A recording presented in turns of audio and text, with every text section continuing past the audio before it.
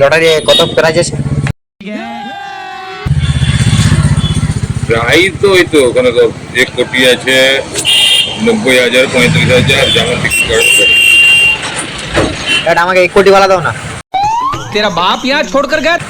1 কোটি হ্যাঁ তোমাকে দেবো, এখন আমি রেখে দেবো আর দোকান খুলবো না।